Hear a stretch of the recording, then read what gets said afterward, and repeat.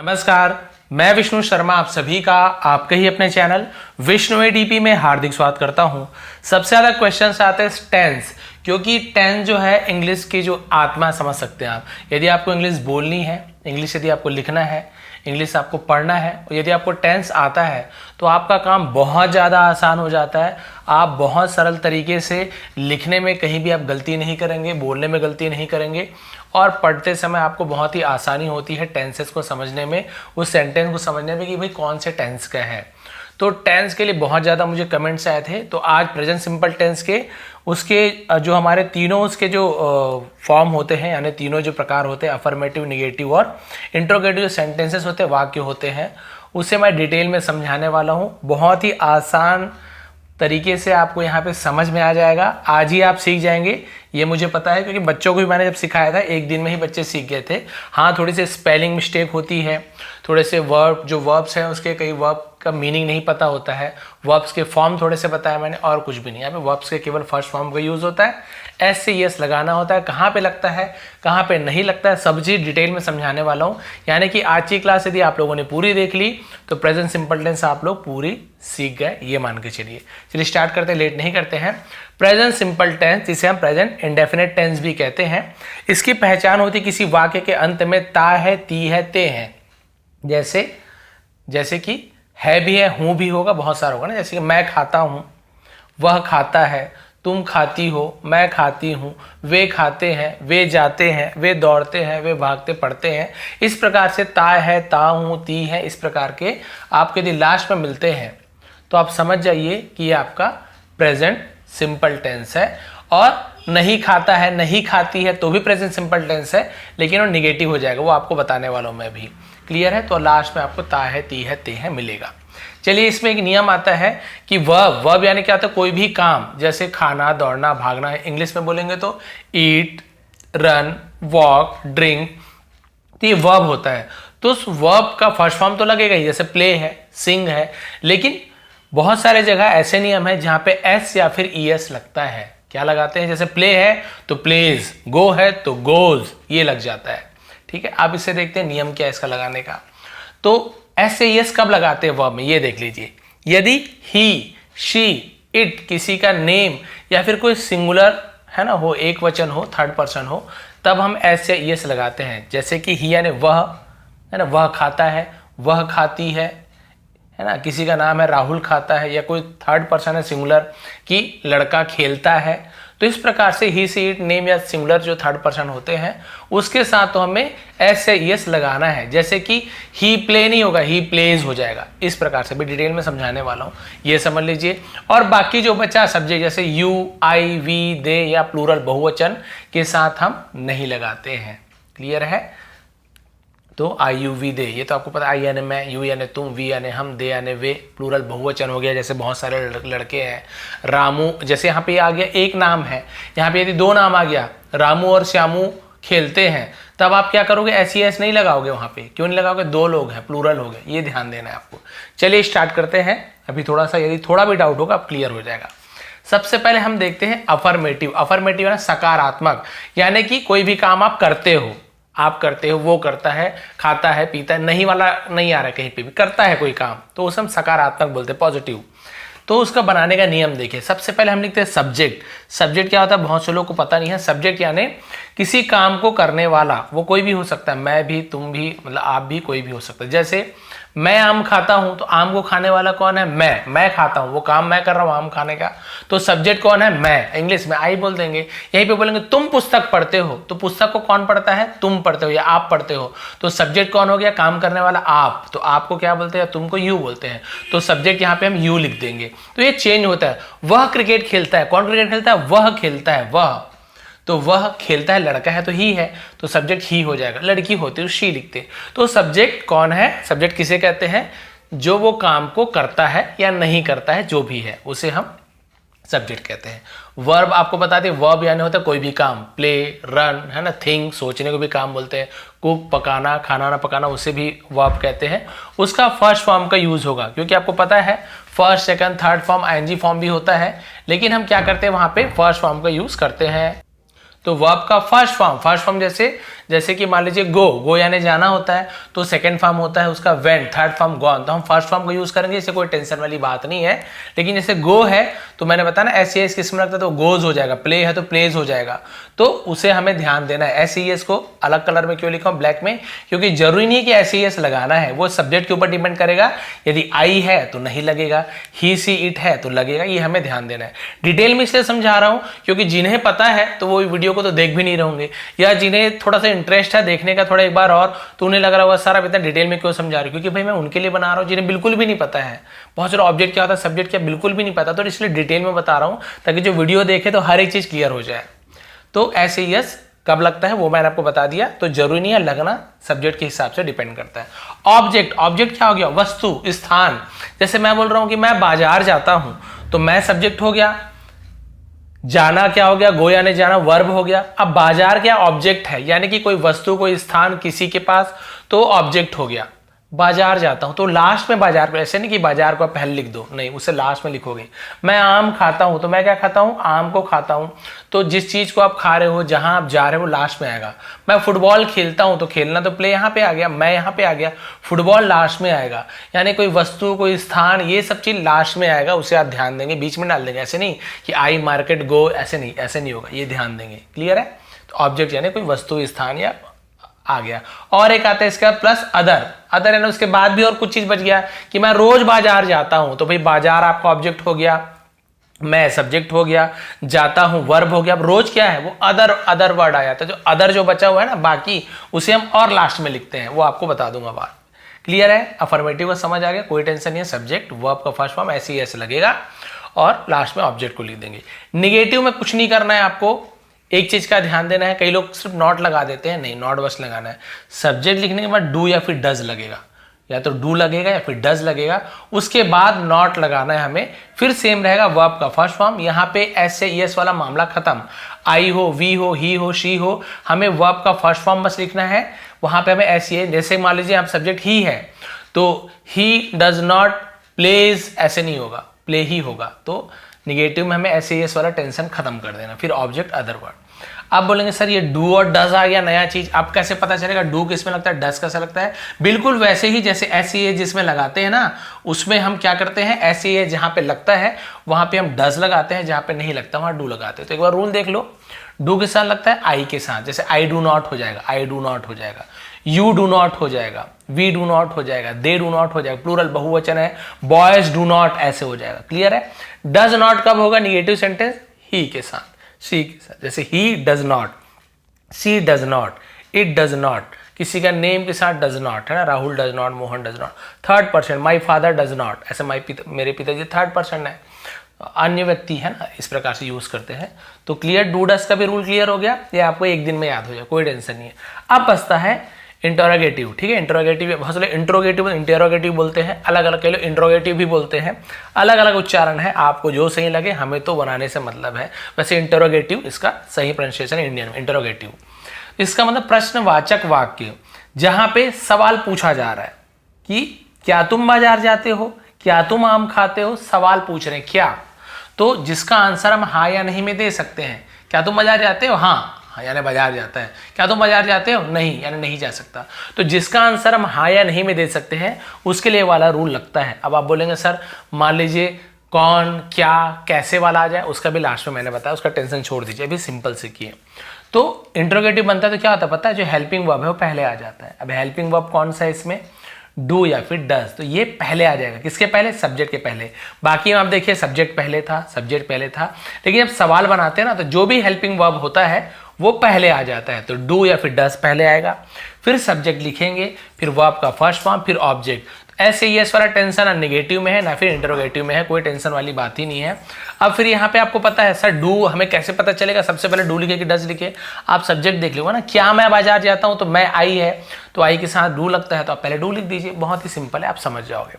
चलिए अब एग्जाम्पल जब आपको समझाऊंगा ना, थोड़ी बहुत जो डाउट है वो भी क्लियर हो जाएगा।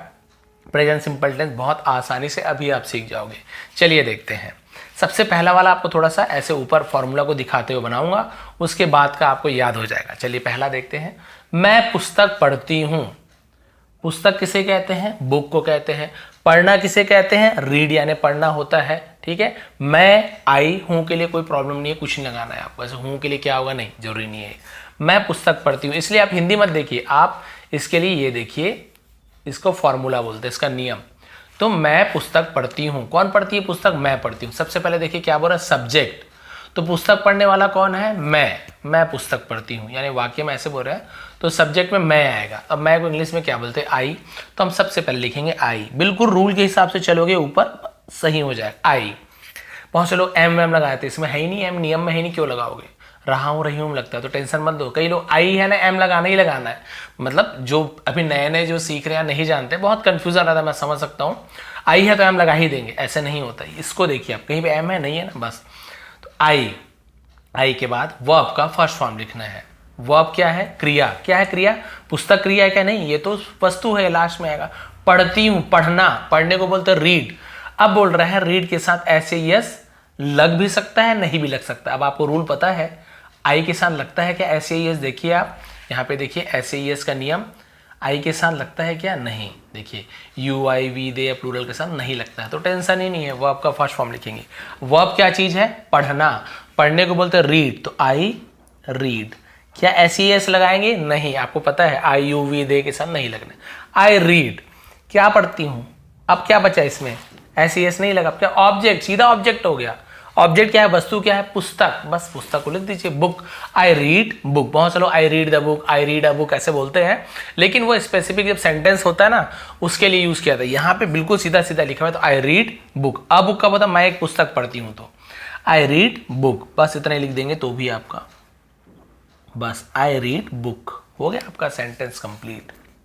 आई रीड बुक कंप्लीट हो गया। अब बोलेंगे सर अदर वर्ड का, उसके लिए मैंने आगे और बनाया है, बहुत सारे एग्जाम्पल दिए, केवल ये 3 नहीं और बहुत सारे एग्जाम्पल है। हर चीज़ सिखाऊंगा कि SAES वाला कब आएगा वो भी बताने वाला। आई रीड बुक हो गया, कोई टेंशन नहीं है।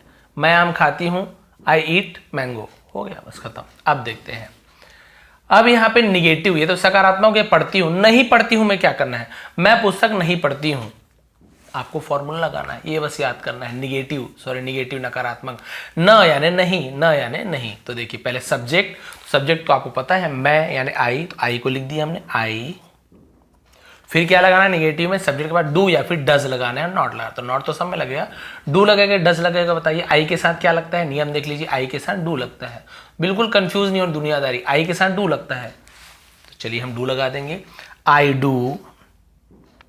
उसके बाद क्या लगा, डू या डस, दोनों लगाना, दोनों में से एक, तो डू। आप क्या लगा रहा है, नॉट, बिल्कुल नॉट लगा दिए, बिल्कुल कुछ नहीं सोचना, आई डू नॉट। अब क्या बोल रहा है, वर्ब का फर्स्ट फॉर्म। वर्ब का फर्स्ट फॉर्म क्या है, पढ़ना, रीड ही आएगा, कोई SAES वाला टेंशन ही खत्म है। I do not read. अब क्या है, लास्ट में क्या बचा, नॉट के बाद वर्ब का फर्स्ट फॉर्म रीड भी लिख दिया, ऑब्जेक्ट बचा है। ऑब्जेक्ट क्या है, पुस्तक। I do not read book, हो गया आपका कंप्लीट, कोई बात ही नहीं है, एंडिंग खत्म। I do not read book, मैं पुस्तक नहीं पढ़ती हूँ। कुछ समझने वाली बात, कुछ भी समझने वाली बात, क्योंकि एकदम से क्लियर हो गया वो आपको। और भी बहुत सारे एग्जांपल है नेक्स्ट पेज में, वो आपको बताऊंगा। अब जब हम किसी सवाल का जवाब हाँ या नहीं में दे सकते हैं, तो हमें क्या करना होता है, क्या मैं पुस्तक पढ़ती हूँ, तो आप बोल सकते हो ना हाँ, तो समझ जाएंगे कि हाँ ये पुस्तक पढ़ती है, नहीं हाँ ये पुस्तक नहीं पढ़ती है। कोई ऐसे पूछेगा तुम कौन सी पुस्तक पढ़ती हो, तब ये रूल काम नहीं करेगा भाई। तुम कौन सी पुस्तक पढ़ती हो तो उसके लिए अलग रूल लगाना पड़ेगा। अरे कौन सी पुस्तक बताना पड़े, हाँ बोल देंगे, समझ जाओगे क्या आप। कौन सी पुस्तक पढ़ती हो बेटी, हाँ समझ गया, नहीं मैं भाई पंचतंत्र की पुस्तक पढ़ती हूँ या फिर और गोदान पढ़ती हूँ, जो भी पढ़ती हूँ, तो उसमें बता दो, वो अलग रूल है, उसको बाद में बताऊंगा। सिंपल, क्या मैं पुस्तक पढ़ती हूँ, तो ये वाला रूल लगेगा, जिसे हम इंटरोगेटिव कहते हैं। इंटरोगेटिव में क्या है, डू या फिर डस पहले लग जाता है, फिर सब्जेक्ट, वर्ब का फर्स्ट फॉर्म, ऑब्जेक्ट। ऐसे ये वाला रोल ही नहीं है यहाँ पे, सिर्फ यहीं पे जो अफर्मेटिव में ही देखना पड़ता है। तो चलिए पहले डू या डज लगाएंगे। अब कैसे पता चलेगा सर पहले डू लगाए कि डज लगाए। सब्जेक्ट क्या है, देखिए मैं, आई के साथ क्या लगता है, डू लगता है, तो पहले डू लगा दीजिए। लेकिन स्टार्टिंग हम कैपिटल से करते हैं, तो डी को बड़ा लिखेंगे, डू, बाकी जगह स्मॉल, तो डू। फिर क्या बोल रहा है, डू या डज में से डू लग गया, ये डू लग गया। अब क्या लगाना, सब्जेक्ट है आई, तो आई हमेशा कैपिटल ही रहता है, डू आई। अब सब्जेक्ट भी होगा, वर्ब का फर्स्ट फॉर्म, तो पढ़ना, रीड, डू आई रीड। अब क्या बचा, सब्जेक्ट के बाद ऑब्जेक्ट, पुस्तक, डू आई रीड बुक। और एक चीज का ध्यान देंगे, यहाँ पे जैसे मैंने ये क्वेश्चन मार्क लगाना भूल गया था, आप नहीं भूलेंगे, लास्ट में क्वेश्चन मार्क लगाएंगे, बाकी में फुल स्टॉप लगाते हैं, पूर्ण विराम। जब प्रश्न पूछ रहे हैं तो पता भी तो चलना चाहिए सवाल का निशान है। डू आई रीड बुक, बस हो गया एंडिंग यहाँ पे इतना। अभी आपको और एग्जाम्पल देने वाला हूँ, ता है ती है, मतलब एस या ईएस वाला भी बताने वाला हूँ, और बहुत सारे एग्जाम्पल है। इसको देखिए, मैं पुस्तक पढ़ती हूँ, आई रीड बुक, कोई टेंशन नहीं है, इज एम, कुछ भी टेंशन वाली बात ही नहीं है। मैं पुस्तक नहीं पढ़ती हूँ, I do not read book. बहुत से लोग इसे ऐसे भी लिखते हैं, डू नॉट को डोंट बोलते हैं शॉर्ट में, नहीं तो बाद में आप वो मत हो जाइए, कुछ नहीं करते, जो ओ रहता है ना, ये ओ, उसके जगह से कॉमा लगा देते हैं, तो इसे हम डोंट बोलते हैं। आई डोंट रीड बुक, मतलब वही है, बोलने में आसानी होती है तो शॉर्ट फॉर्म हो, जैसे वैसी, जैसे कहीं पे डजंट आएगा, डज नॉट आएगा तो वहां पे डजंट बोलते हैं। I doesn't, I don't, don't doesn't का यूज ज्यादा करते हैं जब आप बोलते हो तो, बोलते समय। लेकिन यदि आप इंग्लिश ग्रामर वगैरह स्कूल वगैरह में एग्जाम में लिखना है तो आप पूरा पूरा ऐसे लिखिए, ऐसे में भी नंबर मिलेगा, बट पूरा पूरा लिखिए तो रूल उन्हें समझ आएगा। क्लियर हो गया। नेक्स्ट देखते हैं, आपको यहाँ पे बता रहा हूँ अलग अलग तरीके से। अब मैं रूल आपको नहीं दिखाऊंगा, अब आपके माइंड में बैठ गया होगा क्या करना है, यही भी बताते जाऊंगा। वह बाजार जाती है, वह बाजार जाती है, पहले हमको लिखना पड़ता है सब्जेक्ट। बताइए सब्जेक्ट कौन है, कौन बाजार जाती है, वह जाती है, तो वह यानी ही भी होता है, शी भी होता है। कैसे पता चलेगा सर ही है कि शी है? भाई जाती है, लड़की है तो शी लिखेंगे, शी हमने लिख दिया। वह, सब्जेक्ट के बाद हम लिखते हैं वर्ब का फर्स्ट फॉर्म, कोई हेल्पिंग वर्ब नहीं रहता ना, सब्जेक्ट का वर्ब। वर्ब क्या है? जाती है, जाने को बोलते हैं गो, तो शी गो। लेकिन आपको वहां पे मैंने दिखाया था एस ई एस लगता है, तो आप देखिए शी के साथ एस ई एस लगता है कि नहीं, तो हमने देखा यहाँ पे एस ई एस लगाने के नियम, ही शी इट नेम के साथ लगता है, तो हाँ भाई लगता है, तो जो ओ वाला रहता है ना, ओ के साथ ई एस लगता है, केवल एस नहीं लगता, ई एस लगता है। शी गोज, मैंने इसके ऊपर वीडियो बनाया है, किसके साथ ई एस लगता है, किसके साथ एस लगता है, इसके ऊपर भी मैंने वीडियो बनाया है, लिंक भी दे दूंगा, सर्च करेंगे ना S E S rule Vishnu ATP, पूरा डिटेल में मिल जाएगा। शी गोज, अब क्या हो गया, सब्जेक्ट हो गया, वो आपका फर्स्ट फॉर्म हो गया, एस ई एस भी लग गया। अब सीधा आपका बचता है उसके बाद ऑब्जेक्ट, कहाँ जाती है, बाजार जाती है। लेकिन एक चीज ध्यान देना है यहाँ पे कि जब कोई कहीं जा रहा है, कोई कहीं जा रहा है या फिर जा रही है, तो वहां पे प्रीपोजिशन का यूज कर रहे हैं कि कहाँ जा रहा है, कहाँ जा रही है, तो वहां पे हम टू का यूज करते हैं। ये चीज आप ध्यान देंगे, टू लगाएंगे, कहीं पर रूल में नहीं है, बट आपको ये पता होना चाहिए कि कहीं बाजार जा रहे हैं, घर जा रहे हैं, है ना, तो कहीं जा रहे तो टू लगाते हैं, बस होम में नहीं लगाते, बाकी में टू लगाते हैं। और जब भी आप मार्केट बाजार का यूज करते हैं तो टू द, है ना, शी गोज टू द, ये टू द को लगाना नहीं भूलेंगे, she goes to the market, ये ऑब्जेक्ट है आपका, इतना हो गया कंप्लीट आपका। She goes to the market, वह बाजार जाती है। यहीं पे लड़का होता वह बाजार जाता है, तो भाई लड़का है लड़की है उसके लिए रूल कोई चेंज नहीं होता, रूल सेम रहता है, बस ये चेंज हो जाएगा, शी है तो ही हो जाएगा, he goes to the market, वह बाजार जाता है। यहीं पे होता वह स्कूल जाता है, तो ही गोज टू स्कूल, है ना, स्कूल में धन लगता है, ही गोज टू स्कूल, ऐसे लगता है। तो रूल अलग अलग है, तो कोई प्रॉब्लम नहीं है इसमें, आपको कोई भी टेंशन लेने वाली बात नहीं है। जब आप ये सब बनाते जाएंगे तो आपको ईजिली सब चीज़ समझ आते जाएगा, ठीक है। तो यहाँ पे क्लियर हो गया। अब नहीं में क्या होता है, डू नॉट लगता है, फिर डज नॉट लगता है, और आपको ये पता होना चाहिए कि शी के साथ डू नॉट लगता है कि डज नॉट लगता है, वो देख लीजिए, फिर आपको क्लियर हो जाएगा। चलिए देखते हैं डू या डज का रूल। तो शी के साथ डज लगता है, यानी कि डज नॉट लगाएंगे, बस बात खत्म यहीं पे। तो हम चलिए बनाते हैं। सबसे पहले सब्जेक्ट लिखेंगे, तो शी, सब्जेक्ट शी है। डू नॉट की डज नॉट हमने देखा डज नॉट लिखा हुआ है, तो हम लिखेंगे शी डज नॉट, जिसे हम शॉर्ट में डजंट भी बोल सकते हैं। देखिए कैसे, DOES, बस एंड ओ है ना उसको कॉमा कर दीजिए, तो डजंट हो गया। शी डज नॉट, अब क्या होगा, वर्ब का फर्स्ट फॉर्म, यहाँ पे SES वाला खत्म। अब देखिए यहाँ पे गोज है तो गोज नहीं करेंगे, सी डज नॉट गो हो जाएगा ये। फिर बाकी सेम, वर्ब का फर्स्ट फॉर्म हो गया, SES, सी है तो मत लगा देना, क्योंकि निगेटिव में नहीं लगेगा, इंट्रोगेटिव में नहीं लगेगा, सिर्फ अफर्मेटिव में ता है ती है वाला जो है ना, सब सकारात्मक में ही लगता है। She does not go to the market, कोई प्रॉब्लम नहीं है, कुछ है डाउट तो फिर पूछेंगे, यहाँ पर भी फुल स्टॉप। क्या वह बाजार जाती है, इसका भी आंसर हम हाँ या नहीं में दे सकते हैं, हाँ वह बाजार जाती है, या फिर नहीं वो बाजार नहीं जाती। तो क्या करना है यहाँ पे, हेल्पिंग वर्ब को पहले ले आएंगे। तो हेल्पिंग वर्ब आपको पहले ही पता चल गया है कि सर वह लड़की है, शी के साथ डज नॉट लगता है, तो डज नॉट नहीं लिखेंगे भाई, केवल डज या डू का यूज, नॉट तो नहीं हो जाएगा। तो डू या डज को पहले लिखना है, तो क्या पहले लिखेंगे, डज को पहले लिखेंगे। तो डज चलिए पहले लिख लेते हैं हम। तो ये हम यहाँ पे डज को पहले करते हैं, ये डज हो गया। फिर क्या लिखना होता है, सब्जेक्ट को लिखना होता है। सब्जेक्ट क्या है, शी, डज शी। उसके बाद क्या लिखना है, वर्ब का फर्स्ट फॉर्म, तो गो।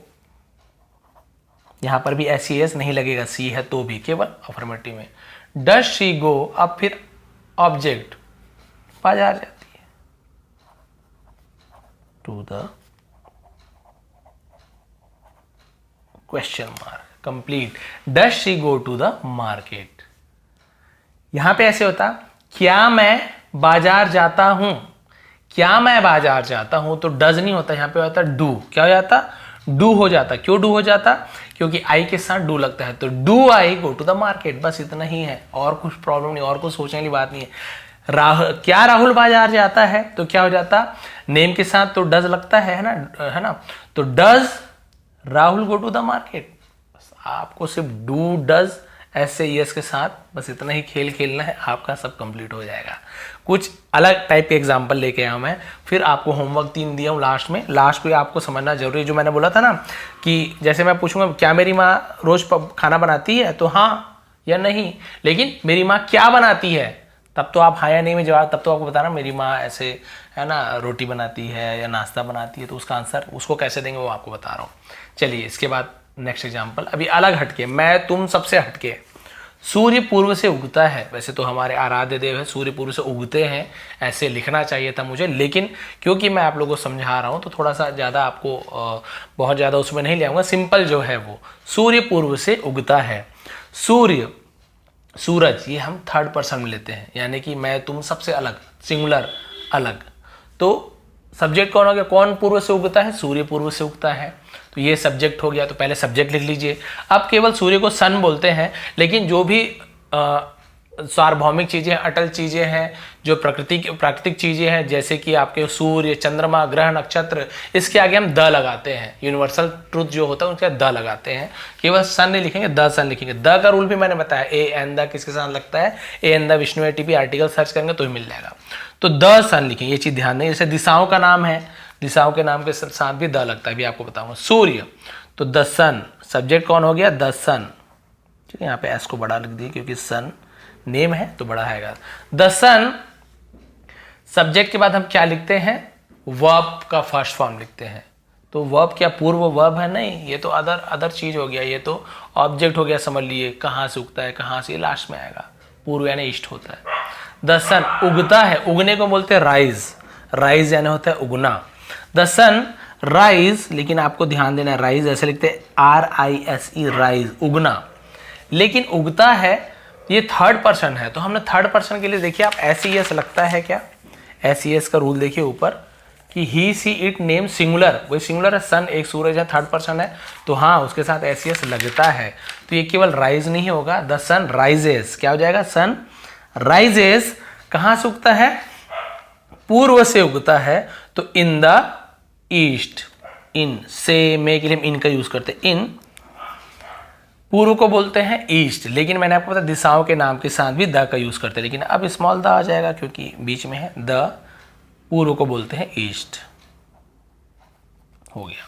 The sun rises in the east. अब यहां पे देखिए सूर्य पूर्व से नहीं उगता है, तो थर्ड पर्सन है, उसके साथ डू या डज लगता है, क्या लगता है, डज लगता है, तो डज नॉट लगेगा। तो पहले सब्जेक्ट लिखेंगे हम, तो द सन क्या आएगा, डू नॉट के डज नॉट, जी हाँ डज नॉट आएगा, डज नॉट। क्या राइजेस लिखेंगे कि राइज लिखेंगे, समझ गए जो लोग समझ गए। अब राइजेस नहीं आएगा क्योंकि निगेटिव इंटरोगेटिव में केवल फर्स्ट फॉर्म में लिखते हैं। The sun does not rise in the east, complete. अब देखिए क्या सूर्य पूर्व से उगता है, हाँ या फिर नहीं में जवाब दे सकते हो, तो कुछ नहीं करना है, हेल्पिंग वर्ब को पहले ले आना है, तो डज पहले आ जाएगा। तो डज द सन, यहां पर भी आपको द सन लिखना, द ही लिखना है, यहां पे द आ रहा है सन, द ही सन लिखना। डज द सन, फिर आएगा आपका verb rise in the morning, sorry in the evening, कुछ भी बोल रहा हूं मैं, इन द ईस्ट। ये अब यहां पे क्वेश्चन मार्क आ जाएगा। हो गया क्लियर आपका, कोई प्रॉब्लम, कुछ भी प्रॉब्लम नहीं है। Does the sun rise in the east. कोई ऐसे सेंटेंस होता है जहाँ पे डू का यूज़ होता है तो हम वहाँ पे डू का यूज़ करेंगे। अब आपको पता है कि डू या डज किसके साथ लगता है, तो आप सब्जेक्ट को देख लेंगे कि डू वाला है कि डज वाला है, फिर उसके हिसाब से चेंज कर लेंगे। ये दो आपके लिए मैं दिया हूँ, ये जो मैं बना के दिखाऊंगा, ये दोनों को आपके लिए बना के दिखाऊंगा, और लास्ट में 3 होमवर्क दिया हूँ। ये मैंने बताया ना अलग टाइप का क्यों है, चलिए देखिए।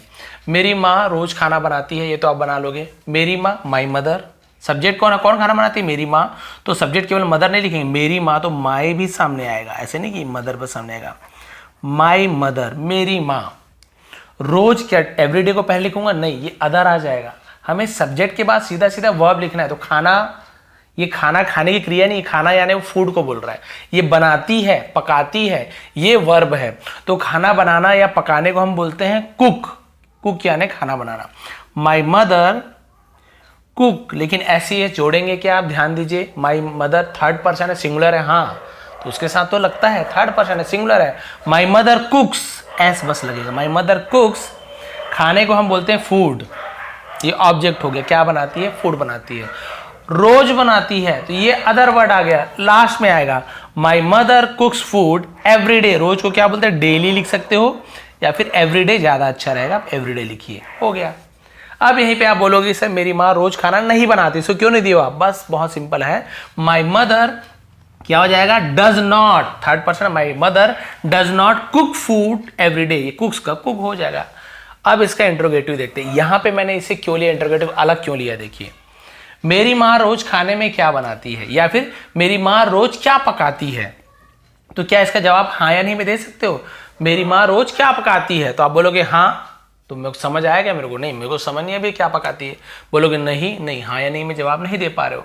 आपको बताना पड़ेगा कि मेरी माँ क्या बनाती है, भाई पराठा बनाती, क्या बनाती है। तो ऐसे सवाल पूछने के लिए आप क्या करोगे, नियम तो वही है, आपका हेल्पिंग वर्ब पहले आता है, लेकिन इसके साथ इस प्रकार के सवाल जहां पे क्या, कौन, क्यों, कैसे, WH फैमिली का यूज किया जाता है। WH फैमिली क्या, W जैसे what, who, whom, when, which, H का हाउ, हाउएवर, है ना, इस प्रकार के उसे हम WH फैमिली कहते हैं। तो उसके हिसाब से लगता है, कहाँ आएगा तो वेयर हो जाएगा, कौन आएगा तो हु हो जाएगा, कैसे आएगा तो हाउ हो जाएगा। तो उस सवाल के हिसाब से डिपेंड करता है। अब इसको कैसे बनाएंगे, क्या यानी क्या होता है, क्या यानी होता है व्हाट। तो बोलेंगे सर यहाँ पर भी तो क्या लिखा, तो व्हाट का यूज क्यों नहीं किए, क्यों नहीं किए बता रहा हूँ, इसलिए नहीं किए क्योंकि इसका जवाब हम हाँ या नहीं में दे सकते हैं, तो हम ये रूल लगाएंगे। लेकिन जिसका जवाब हम हाँ या नहीं में नहीं दे सकते हैं, तब हमें अभी जो रूल बता रहा हूँ वो लगाना है। तो हमें क्या करना है, सबसे पहले देखिए, सबसे पहले हम यहाँ पे क्या करते हैं, हेल्पिंग वर्ब डज या इसको लिखते हैं ना। लेकिन इस प्रकार के सवाल में जब हमें कुछ बताना पड़ता है कि भाई क्या क्या बनाती है, कौन आया था, तब हमें ये जो WH फैमिली का है ना, ये मेंबर, इसका इंग्लिश हमें लिखना पड़ता है। क्या यानी क्या होता है, व्हाट, तो हम यहाँ पे लिखेंगे व्हाट, ये पहले लिखेंगे, उसके बाद सेम ये रूल चलेगा, सेम ये रूल।